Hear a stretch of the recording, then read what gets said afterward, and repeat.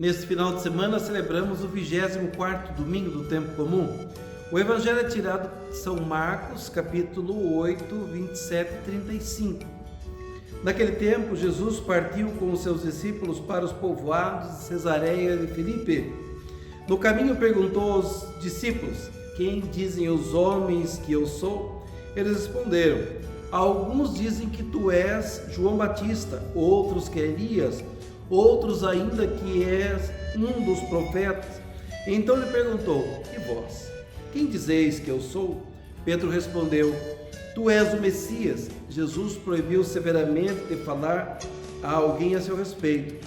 Em seguida começou a ensiná-los, dizendo que o Filho do Homem deveria sofrer muito, ser rejeitado pelos anciãos, pelos sumos sacerdotes, doutores da lei, devia ser morto e ressuscitar depois de 3 dias.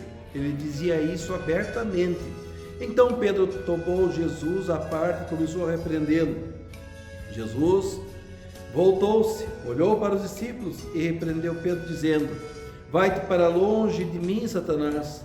Tu não pensas como Deus, e sim como os homens. Então chamou a multidão com seus discípulos e disse: se alguém quer me seguir, renuncie a si mesmo. Tome a sua cruz e me siga. Pois quem quiser salvar a sua vida vai perdê-la, e quem perder a sua vida por causa de mim e do Evangelho vai salvá-la.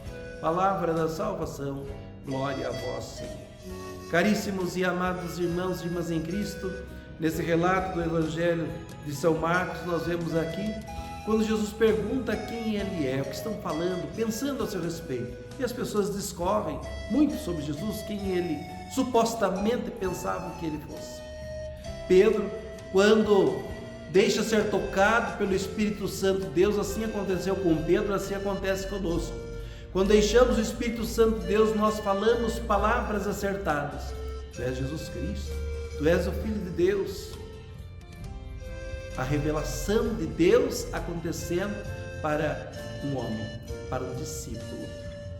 Mas também, quando Jesus começa a falar da sua própria vida, todo sofrimento, toda dor, perseguição e morte, Pedro chama a atenção de Jesus para que isso não aconteça. Pensamento humano. Jesus o repreende, o chama até mesmo de Satanás. Por quê? Porque ele pensava com a sua vontade, com a carne, como ser humano. E, no entanto, Jesus não veio ao mundo para cumprir preceitos humanos, mas sim preceitos divinos. E, no entanto, diante desta realização de Cristo, a salvação teria que passar pela dor, pelo sofrimento, pela perseguição, pela morte. Nós também, caríssimos e amados irmãos e irmãs em Cristo, nós também que professamos a fé, nós estamos preparados também para passar por sofrimento, por dor, em nome do Cristo, pela Igreja de Jesus? Ou será que nós desistimos diante da primeira aprovação?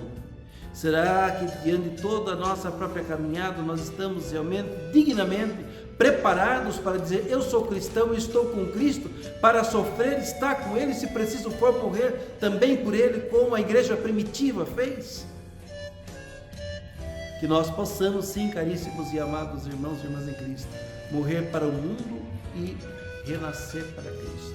Aí sim, nós seremos homens e mulheres dignamente chamados de cristãos, onde nós jamais abandonaremos a fé, jamais abandonaremos a nossa comunidade, a nossa igreja, por mais dificuldade que tenha, porque nós estamos na igreja e somos a igreja, fazemos parte de uma comunidade, porque nós temos como único ideal Cristo Salvador, Cristo, Rei do Universo. Louvado seja nosso Senhor Jesus Cristo, para sempre seja louvado.